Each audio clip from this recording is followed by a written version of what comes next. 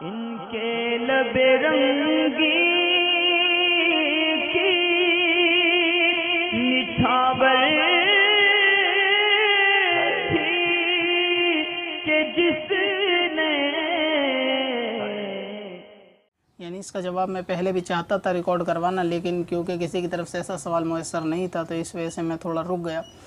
سوال یہ ہے کہ آج کل یوٹیوب چینل کے اوپر لوگوں نے فرینک کے نام سے یا کامیڈی کے نام سے چینل بنائے ہوئے ہیں، اور اس کے اندر لوگوں کو ہنسانے کے لیے معاملات کیے جاتے ہیں، یعنی اپنے فیل سے، ڈائلاگ سے یا دوسرے طریقے سے کوئی ایسے معاملے کیے جاتے ہیں کہ جس سے لوگوں کو ہنسی آئے۔ تو یہ سائل کا سوال ہے کہ اس طرح کا چینل بنانا کامیڈین کیا حکم ہے اس میں؟ اور بعض ایسے بھی چینل ہے جس کے اندر چینل بنانے والے مسلمان ہیں اور یہ مرد اور عورت دونوں ہوتے ہیں، اور لوگوں کو ہنسانے کے لیے طرح طرح کے جملے، باتیں وغیرہ کرتے ہیں، یا کسی شخص کو ٹارگٹ وغیرہ بھی کیا جاتا ہے۔ تو دیکھیں اس کے اندر تو بالکل حکم صاف ہے کہ اس طرح سے ہنسی مذاق کرنا، یا فرینک کے نام سے جو آج کل یہ چینل چلا ہے، جیسا کہ آپ نے ذکر کیا کہ اس میں مرد اور عورت دونوں ہوتے ہیں، اول تو اس کے گناہ میں تو کسی کو عقل والے کو شبہ ہی نہیں ہوگا کہ اس کے اندر یہ کام جو ہے گناہ کا ہے۔ عورت تو خود ایک پردے کی چیز ہے، اس کا کیمرے کے اوپر آنا یا ویڈیو کے اوپر آنا اور لوگوں کے اپنے یعنی خود کا نمائش بنانا لوگوں کے سامنے، یہ تو جہنم میں لے جانے والا کام ہے۔ دوسری بات اگر یہ کہ با پردہ اپی ہوگی تو ایسا تو ممکن ہی نہیں ہے کوئی عورت اتنی حیادار با پردہ اور اس کے بعد اس طرح کے یعنی فرینک چینل یا کامیڈین چینل کے اندر وہ کام کرے۔ اگر اتنی حیادار پردے دار ہوگی تو اول ترین وہ گھر کے اندر ہوگی، یا اس طرح کے معاملہ کیمرے کے آگے نہیں ہوگی،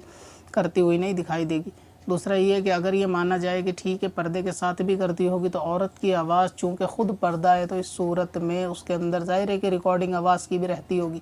اور جو یہ شخص چاہے مسلمان کی خصوصاً بات کر رہا ہوں میں کرتے ہیں یا فرینک چینل کے نام سے، تو اس میں طرح طرح کے جو ہے نا گناہ شامل ہیں۔ اول تو یہ کہ چینلوں میں غالباً میوزک بھی رہتا ہوگا۔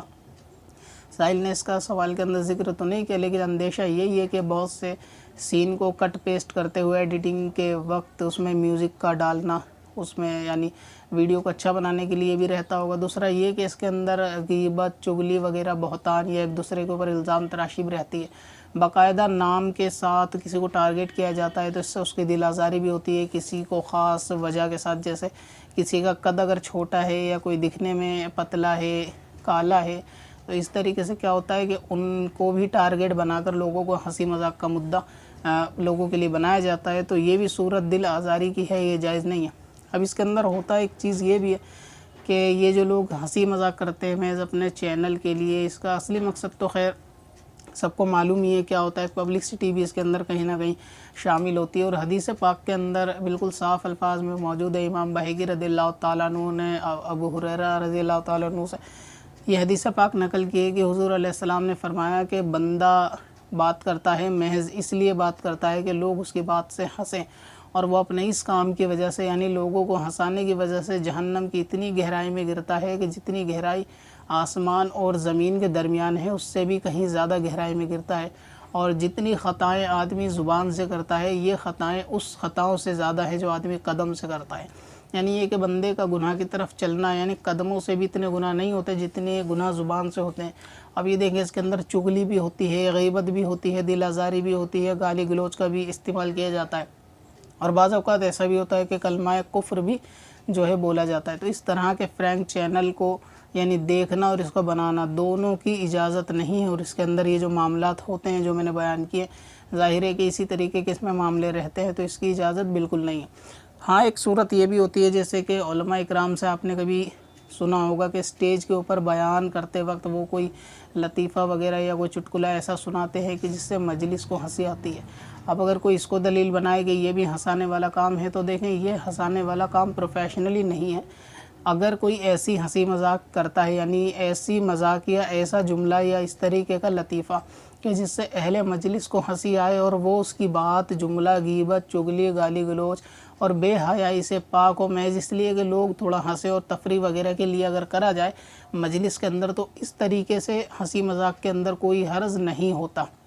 ٹھیک ہے۔ تو اب علماء اکرام جو کرتے ہیں وہ ظاہر ہے کہ بیان کے دوران لوگوں کو تھوڑا کبھی کبھار ہنسانے کے لیے یا ان کو ایکٹیو رکھنے کے لیے اس طریقے کا معاملہ کوئی لطیفہ سنا دیتے ہیں جس سے اہل مجلس تھوڑا خوش ہو اور اس کے اندر کوئی غیبت چغلی گالی گلوچ نہیں ہوتی، کسی کے نام کے اوپر کوئی بہتان نہیں ہوتا، کسی کو نام لے کر کوئی ٹارگٹ نہیں کیا جاتا۔ تو یہ صورت اس صورت کے اوپر نہ لائی جائے کہ حدیث پاک میں منع ہے کہ بندہ بات کرتا ہے محض اس لیے کہ لوگ ہنسے، جبکہ ان کا بات کرنا لوگوں کو ہنسانے کے لیے نہیں ہوتا، بلکہ ان کا خاص پروفیشنل تو تقریر بیان وغیرہ کرنے کے ہوتے ہیں۔ اس میں کبھی فرداً ایسا ہو جاتا ہے کبھی کبھی